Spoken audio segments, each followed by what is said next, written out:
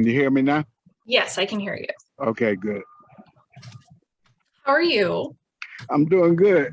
I'm out here in San Francisco with the Apaches, and we're getting ready to have a major prayer service as it relates to the court hearing tomorrow at the Ninth District Federal Court over their land rights, as well as their right to sacred sites and the legitimacy and authenticity of their religion. So that's why you see the trees and everything behind me. Well, thank you. I know you're really busy, so I appreciate you taking the time to meet. It's my pleasure. I really appreciate the opportunity. Yeah. Well, let's make the most of our time then. I'll just jump right in. We have a couple questions for you. Sure. And my partner should pop in just a moment. She's just going to monitor the audio and everything as we go through the interview. So first of all, I would like to know a little bit about how you were first introduced to the fact that there are civil rights issues in your community and what made you want to get involved with advocacy and with protest. Goes way back to when I was in elementary school. My mother made me join the NAACP in second grade. But there was a major incident that happened. I was always an energetic student in school. I loved school. I loved competing. I was in the bright classes, like in New York system, 1-1, 1-3, 1-1, 2-2, and 3-1. When I got promoted from 3-1,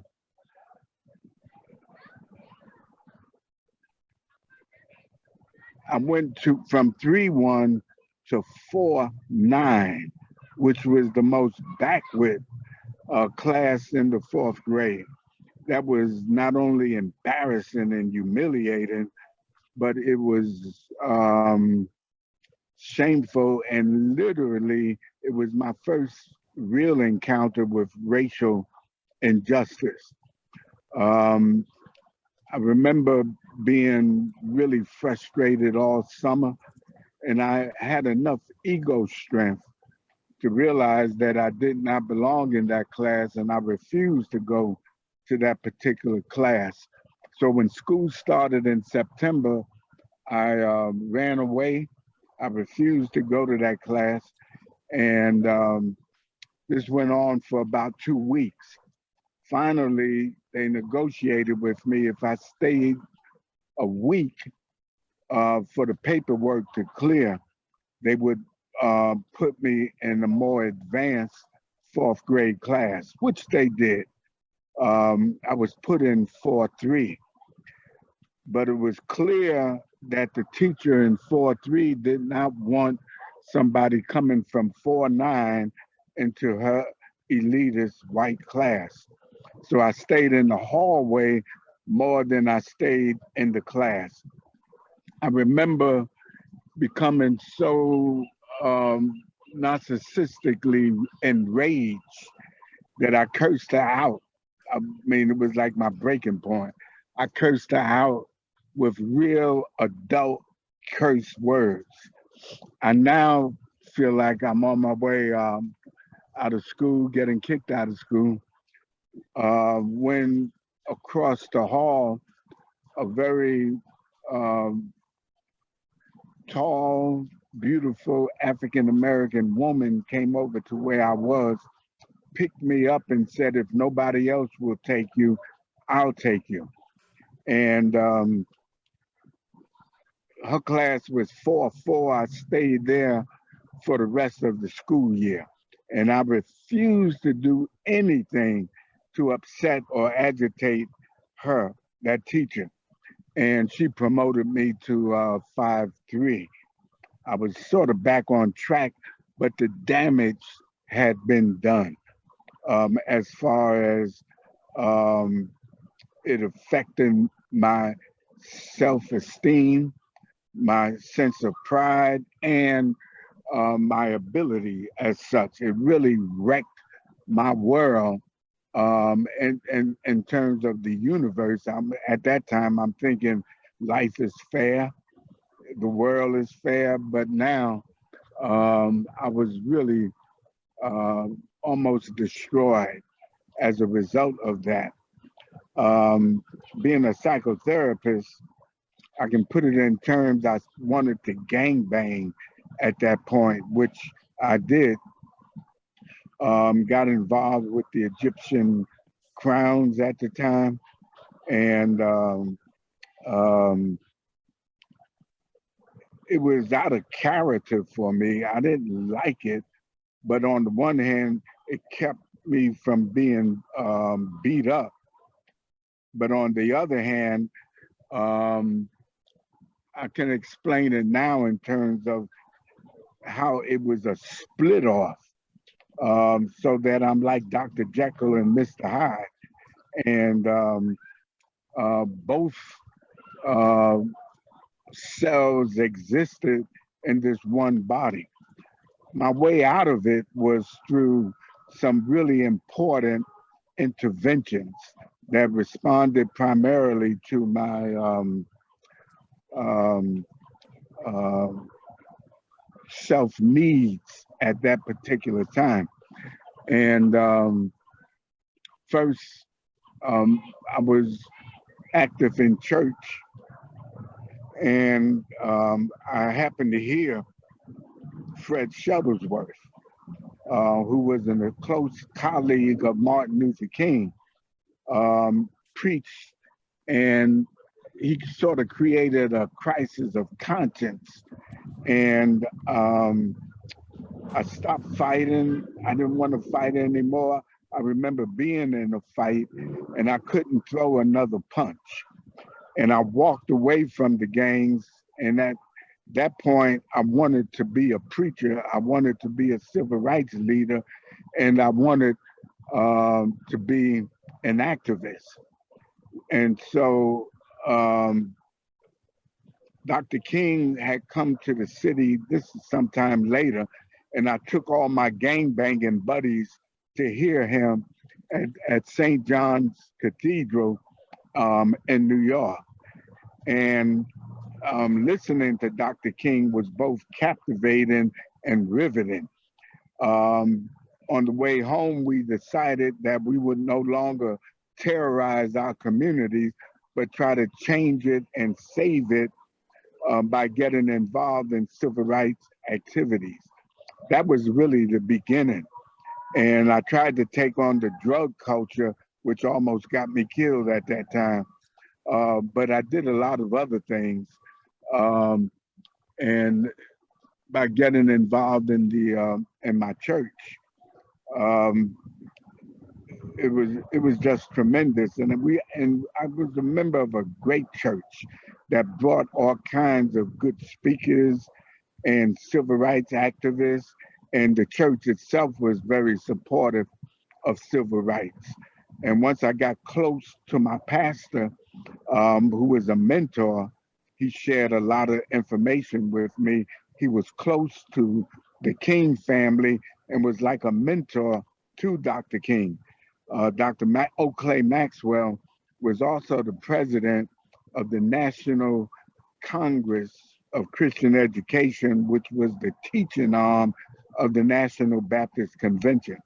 And Dr. King was elected as his associate. So I was involved and surrounded by civil rights and the Black church that really helped me to overcome the kind of vertical split that I had experienced as a result of that traumatic experience in school. That is so interesting. I did want to ask a little bit about your career in the church and how, for you, your faith and your work with your congregation is tied to your work with civil rights. Yeah, I never forgot where I came from, and by the mere fact that I was really impressed with Dr. King and Shuttlesworth. Later, I became friends with Wyatt T. Walker when he relocated to Harlem, and many others. It just became a kind of natural as far as my spirituality and understanding of the Black church being associated with civil rights as such. So when I went away to college, um, eventually I took that mindset with me to college, and I got involved. And all of this is happening during the Black Power movement. And let me backtrack for a minute, because one of the interesting things that happened to me, there was a seminary student by the name of James Gordon who used to come home, and he introduced me to Greek philosophy. And I became familiar with Socrates, Plato, and Aristotle. Socrates became my favorite philosopher. And I was really intrigued by his concept of the gadfly that stirred up protests and whatnot. And during this period of Black Power, once it hit, and I listened to Malcolm X many times in Harlem, um, and I felt like I had to do the same thing. And so um, James Gordon inspired me to constantly go to secondhand bookstores and get books on philosophy, which I began to read and study, along with reading Dr. King, whose work often inspired you to want to read philosophy and some of the other theologians, which I did. So I took that mindset eventually to college, and I became a freshman class president, where I made a speech on Socrates and Aristotle and Shakespeare at the time, and I was elected. And my whole college experience was really involved in activism. Um, and because of my relationship to the church, and by wanting to be a minister at that time, the Dr. Maxwell had the church do two really important things for me. First one was I was about 16, 17 years old when the church, with all expenses paid, sent me to the Baptist World Alliance Youth Conference, which convened in Bern, Switzerland. And while there, I traveled to London and Paris and Rome, Italy, which was a magnificent experience. At the Congress, I addressed thousands of youth from around the world. Secondly, the church paid for my tuition at Shaw University, which was one of the oldest African American schools in the South. And again, I declared a major in philosophy, but I'm studying philosophy during the student protests and riots around the country at that time, and listening to Malcolm X. When I got to Shaw, a SNCC was born on Shaw's campus, and I connected with some SNCC members like Cleve Sellers. And then there was a Malcolm X Liberation University that I became involved with Howard Fuller and many others. And Malcolm X Liberation University was a unique kind of university. And it taught me everything I know about politics, movements, imperialism, capitalism, all of that. I learned during those particular years. And I eventually became adopted a philosophy of Black nationalism, but later then developed to Pan-Africanism, as such. And I began to read African philosophers like Kwame Nkrumah, Sekou Touré.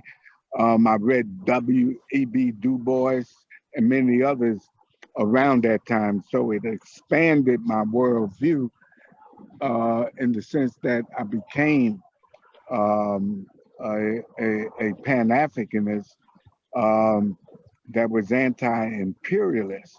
And then a few years later, I was invited to go to Angola with Ben Chavis and another group of students from Howard University, which was a colony struggling for independence against Portugal, and the U.S. backed it. It was on the wrong side of history, as well as South Africa. And I got really involved in all of that, and we protested Portuguese colonialism in terms of Mozambique, Guinea-Bissau, Zimbabwe at the time, and Angola, etc. So that moved me into that situation. Okay. Something else we were curious about. It seems like a lot of the things that you've been involved with have very broad religious support from different religious groups. And we were interested to hear about how interfaith support impacts these kinds of causes. Yeah. When I first started pastoring my second church, Emmanuel Baptist Church, my first church was a rural while I was finishing up seminary. And I had become so radical, I really broke away from all of that. And I met Howard Thurman while I was organizing a union at Duke University, who encouraged me to go back to seminary and finish. I initially started at ITC, Interdenominational Theological Seminary. And I was too radical. I wasn't ready for seminary at that time. So that's when I left, came back to Durham, North Carolina, and started organizing along with a group of others, the union at Duke. And Howard Thurman was coming to Duke as the in-house theologian. And some of the faculty thought we should get together, meet to get his support for the union, which we did. And I went to hear him. He was one of the most phenomenal speakers I ever heard. And he was one of the few Black mystics that I knew of. He was an advisor to people like Dr. King, Jesse Jackson, and so many others, a renowned religious leader. And he encouraged me to go back to seminary. And I did. My experience, as you alluded to, I was interacting with different religious and faith people, whether they were Buddhists, Jews, and Muslims, etc. When now, I haven't said that, when I first started pastoring my second church, I became involved with the National Council of Churches as well as the World Council of Churches. And it certainly broadened my view even more, so that I became more inclusive as it related to understanding women's rights and the fight for equality, but also I became convinced that there's only one spirit, and that one spirit unites all religions together. And I believe that every other people's religious experiences who were different, who were part of different religions, their religious experiences were as authentic as my own.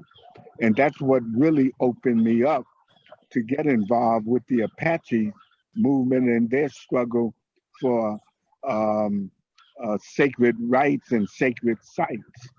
And that was literally the beginning. And it was Howard Thurman's book, The Inward Journey, that really, when he talks about Native people in that book, it really prepared me to receive a religious experience with the Apaches and accept their religious beliefs and experiences as authentic as my own.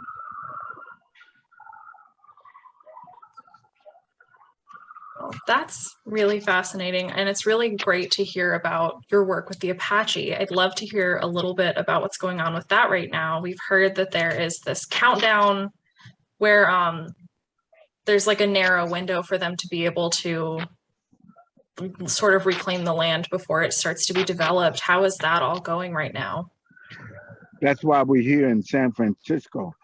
On October the 8th, we left San Carlos Reservation, visiting all the spiritual sites along the way, as well as meeting with other Native people and visiting their religious sites. It's been a tremendous journey. We've slept in tents in some of the places where we visited. Others put us up for a few nights, but the whole point is Winslow Nosey, who is the leader of this Apache stronghold movement, has been trying to unite the different tribes together, but also interfaith-wise bring all religions together, because what we're saying is for one religion to be attacked directly, all religions are being attacked indirectly. And so they sued the United States for the right to practice their religion and to maintain sacred sites. Resolution Copper is a company out of Australia and Britain who wants to create a copper mine on their sacred site. They have been through that already with Mount Graham, their most holy mountain, and 2 telescopes were put on Mount Graham. It's the equivalent of the Vatican of putting 2 telescopes in the midst of the Vatican or any other church or temple or synagogue in the world. And it certainly wounded, hurt the very spirits of the people, because that's where their religious rites are practiced. And now we're fighting for Oak Flats, which has been their holy place where they have all their ceremonies and special rites practice done there. I recently was present at one of the sunrise dance rituals where a young woman becomes a woman, a young girl becomes a woman. Very, very sacred and very powerful as well. And so they're fighting for the right to maintain Oak Flats, because if Resolution Copper has their way, that whole area will eventually become a crater, a couple of miles wide and so many um, uh, uh, feet deep, so that the holy place will be destroyed. So the purpose of this convoy that we've been on for the last week um, brought us to San Francisco, where the Ninth District Federal Court will hear the lawsuit. And we came praying, and other tribes praying with us and blessing us on this journey. And right now we got a protest going, a prayer vigil um, for the hearing tomorrow. And we're praying that the judges will be fair and make a decision in favor of Oak Flats. Okay, well, to bring us back to your career locally, because a lot of what people want to hear about is what's happened with you in Winston-Salem, in the Greensboro area. We would like to hear a little bit about the Moral Monday movement and how that all got started. Yeah, that was interesting. Dr. Barber, William Barber III, had become elected as the state president of the NAACP. And we collaborated together because we were struggling against voter suppression at the time. And we decided that it was time to go to jail. And a group of us, a large group of us, went down to the state legislature building and occupied it. The police came and arrested us. At that point, we had no idea what we were doing and where we would go from there. After we got out of jail, I had to go to Africa for 2 weeks. And when I got back, more than 8,000 people had started convening in Raleigh every Monday. That launched Dr. Barber and the Moral Monday movement for over a year. Following that, Dr. Barber suggested to us that we start the Poor People's Campaign again, which had initially been done and organized by Martin Luther King Jr. Just before he died in his last 2 years. I worked with that as well. And so the moral movement began to spread literally across the country, and particularly with the Poor People's Campaign. But we had locally, our church was part of a lawsuit in Winston-Salem against the state over voter registration, and we did prevail there. And so there was a lot of movement about that, around that. But when I first came to Winston-Salem, I was part of, well, our church was an activist kind of church where we took spirituality not just inside the church, but outside the church as well.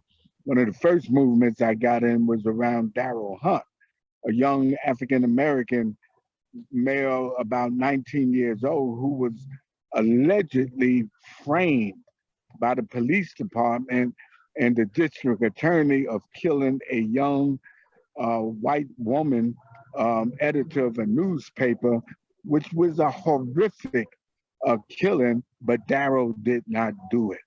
It took us 19 years to prove that, and eventually he was exonerated, and the real perpetrator was arrested and given a life sentence. But the police had framed him, destroyed evidence, and lied on him.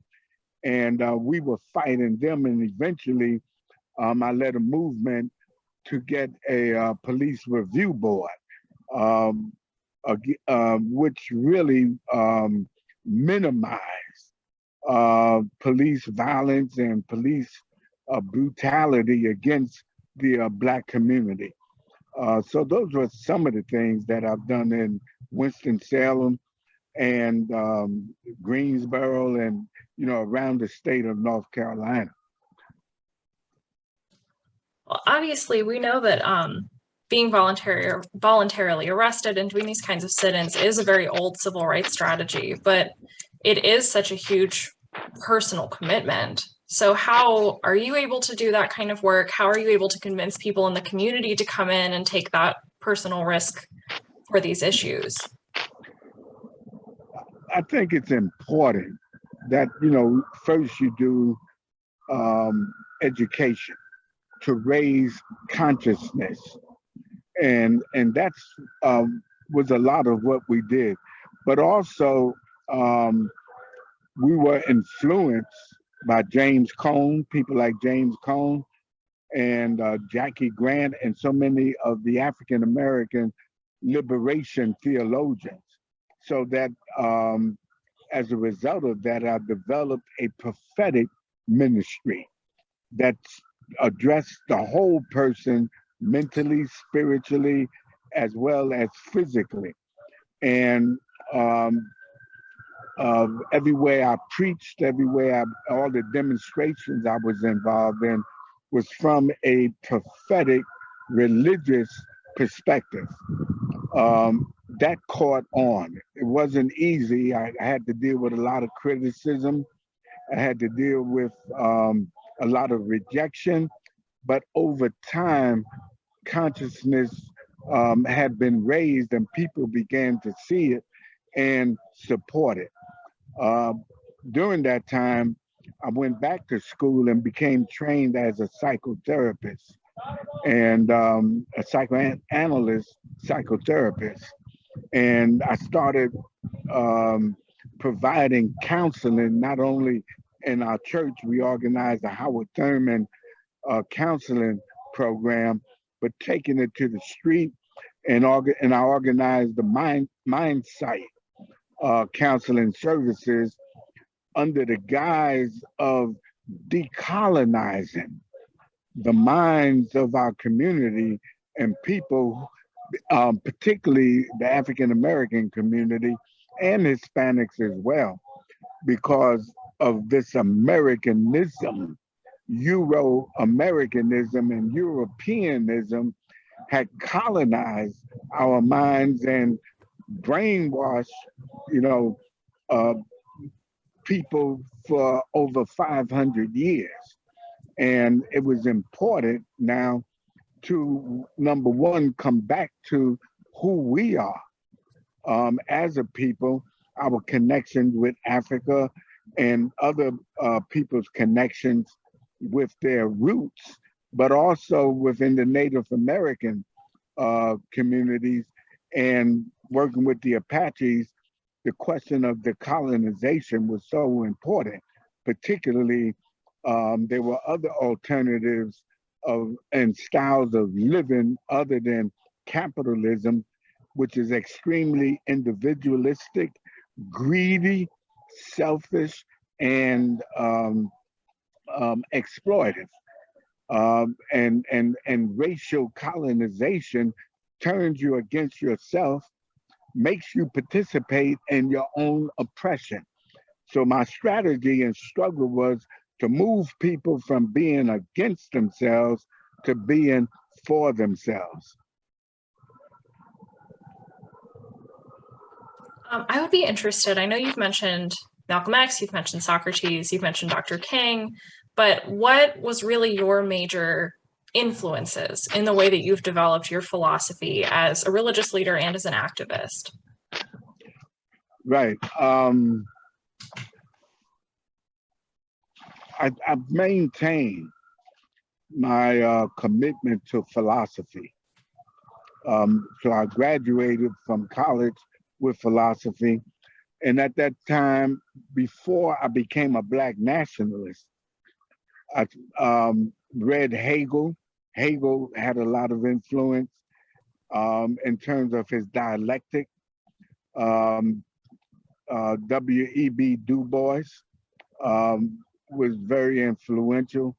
As I mentioned earlier, people like Kwame Nkrumah and Sekou Touré, Julius Nyerere as African thinkers and philosophers, Dr. King, of course, um, and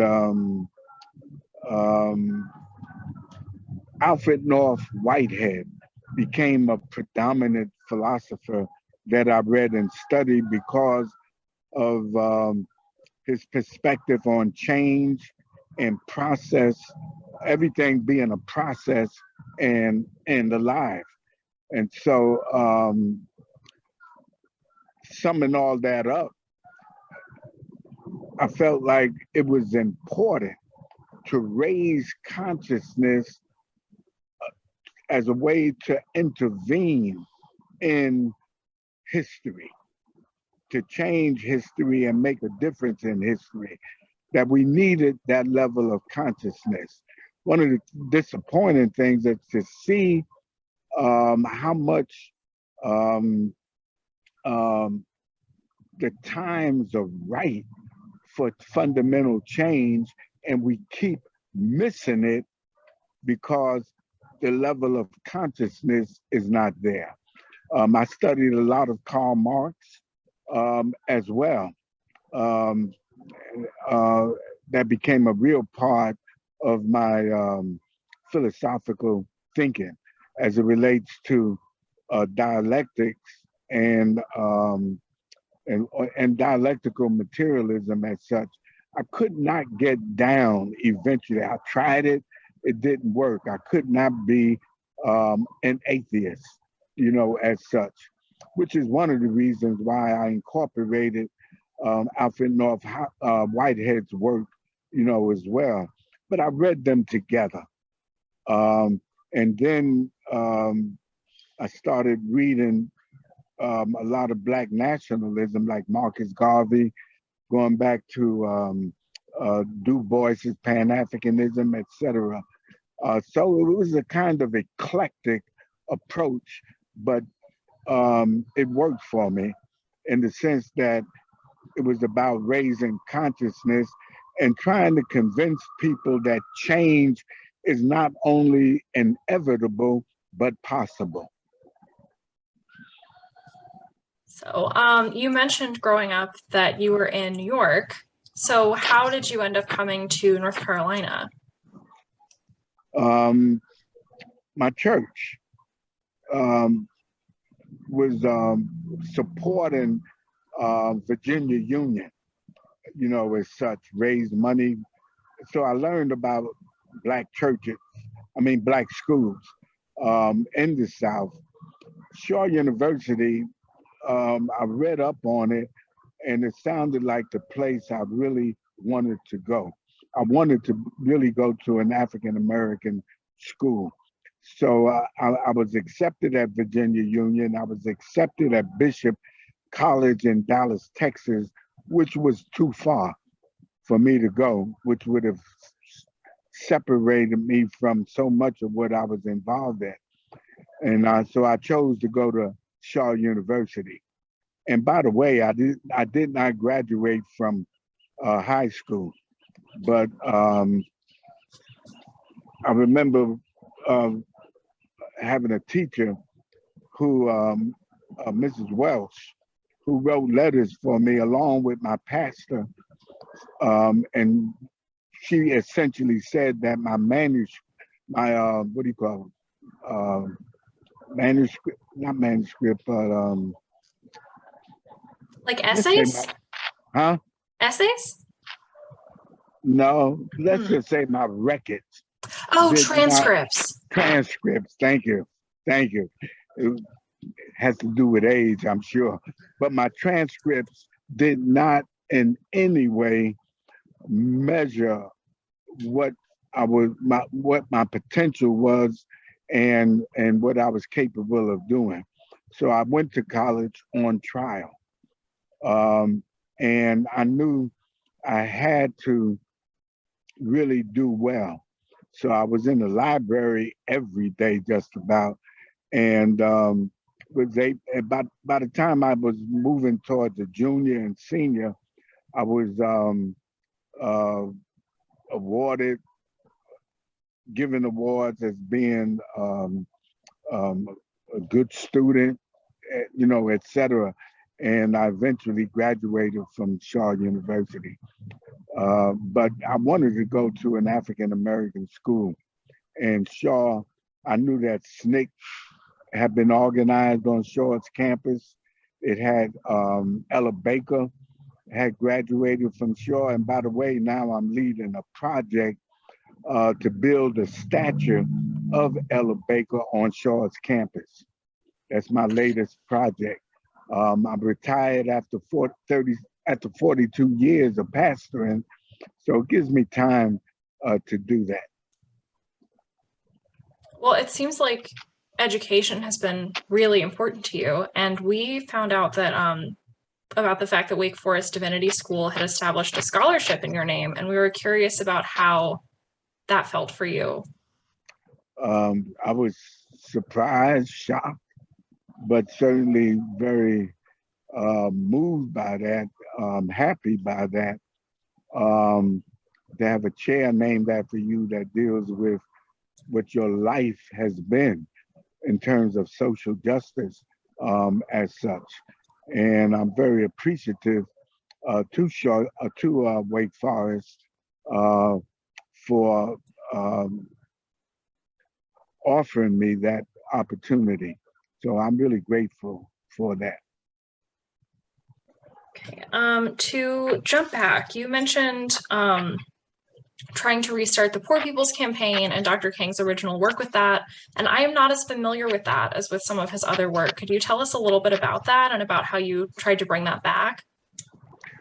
Yeah, Dr. King, in the last 2 years of his life, particularly as it related to the system, to capitalism, he was clear that most of the suffering that people experience, the poverty that people experience, and the racism and militarism that poor people experience in this country was due to capitalism and colonization as such. So he organized the Poor People's Movement to assault capitalism. And he was planning on tying up Washington, D.C. And until Congress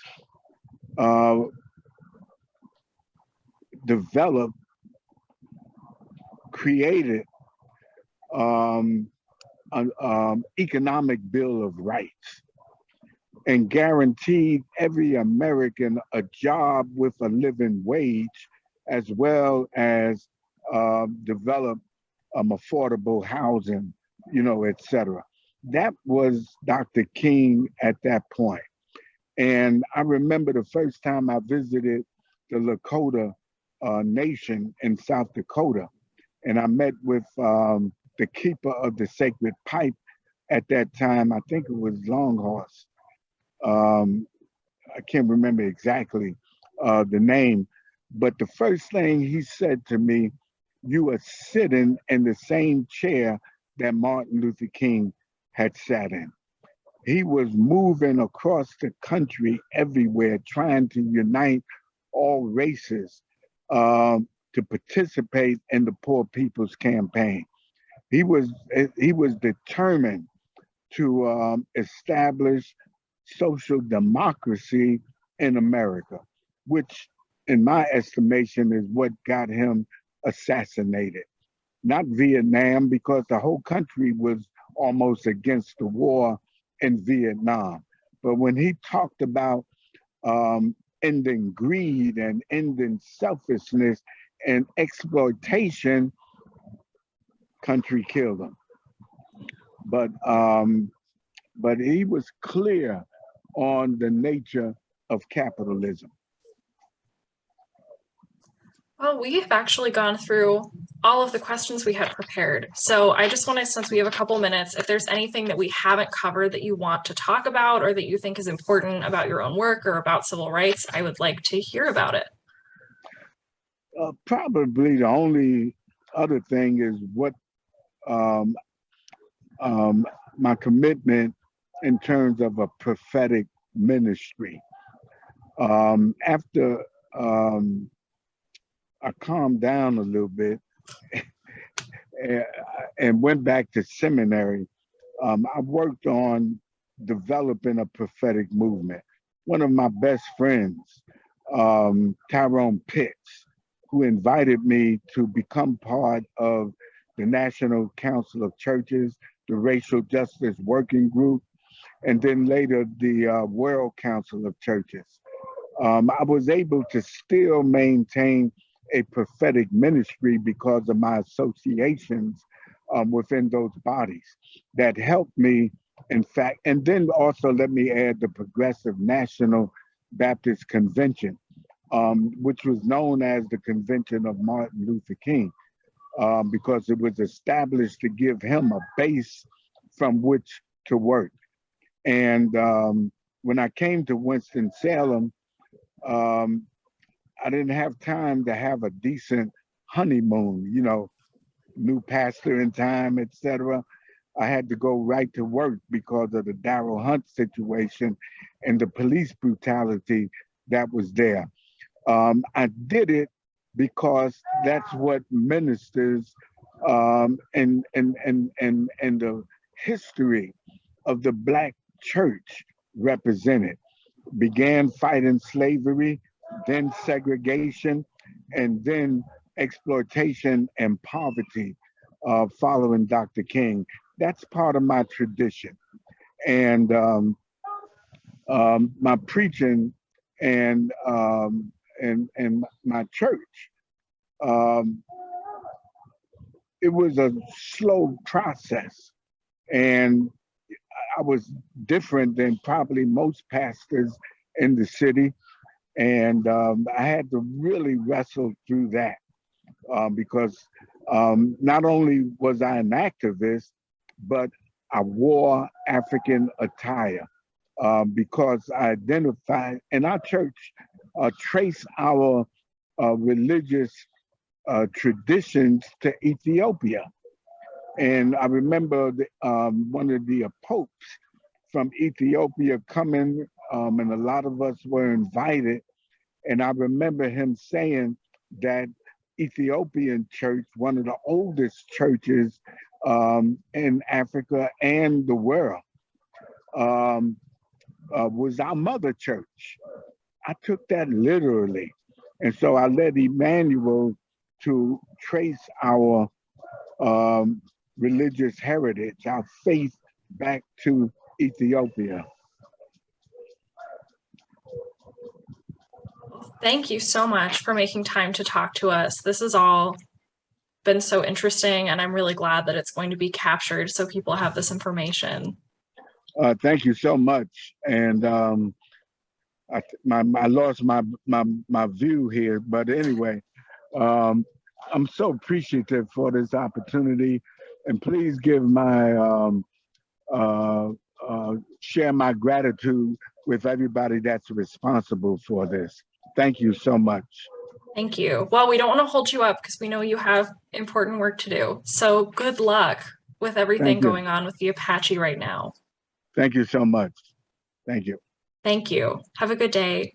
You too. Mm-hmm.